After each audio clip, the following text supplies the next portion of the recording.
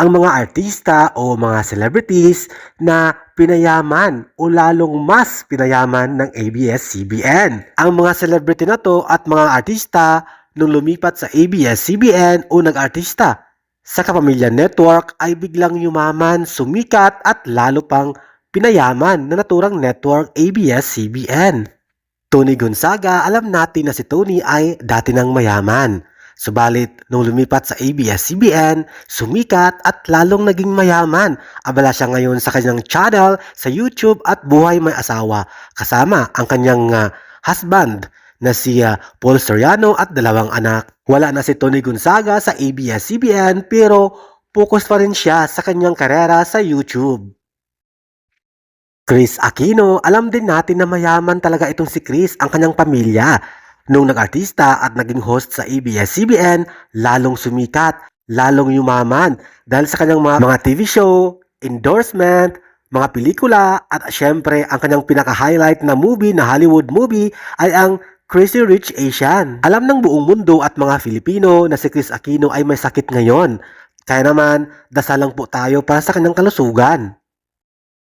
Willie Villami, alam din natin na galing sa lusak at medyo may pagkamahirap ang buhay ni Willie. Subalit, nung siya ay sumali sa Magandang Tanghali Bayan at syempre umangat ang kanyang karera at sumikat, nagkaroon ng mga endorsement, nabigyan siya ng chance at oportunidad ng ABS-CBN Kapamilya na magkaroon ng sariling variety show, game show. Binigyan siya ng ABS-CBN na Wawawi. Doon nagsimula. Nagbukas lahat ng mga pinto para sa kanyang oportunidad at malaking blessings, yumaman. Maraming investment, mga negosyo at syempre nagkaroon siya ng album, music album at lalong nagpasikat sa kanya sa buong mundo sa mga OFW. Masasabi nating rag to riches si Willie Villami. Biglang yaman, lalong yumaman, naging milyonaryo.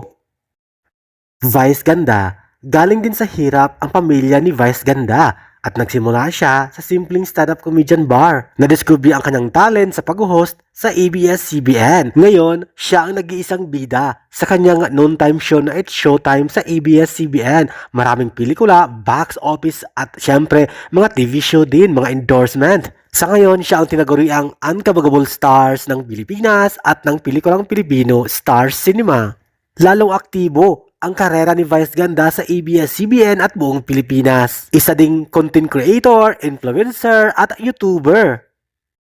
Ann Curtis. Dati nang mayaman at may kaya ang pamilya ni Ann Curtis dahil syempre ang tatay niya ay isang Australiano at ang mama Filipino.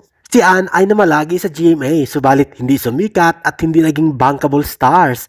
Pero nung lumipat sa ABS-CBN, lalong sumikat, lalong naging mas mayaman at naging regular siya sa It's Showtime with Vice Ganda sa ABS-CBN. Maraming TV show, mga teleserye at mga pelikula. Kumita din ng milyon-milyon. Nag-focus sa ngayon si Ann Curtis sa kanyang It's Showtime with Vice. Sa ngayon, ang kanyang pelikula na The Loved Ones with Jericho Rosales ay going well at kakatapos lamang ng kanyang teleserye kasama si Joshua Garcia. Aktibo siya sa Philippine showbiz at naging model at endorser ng mga ilang international brands tulad na lamang ng Tiffany & Company.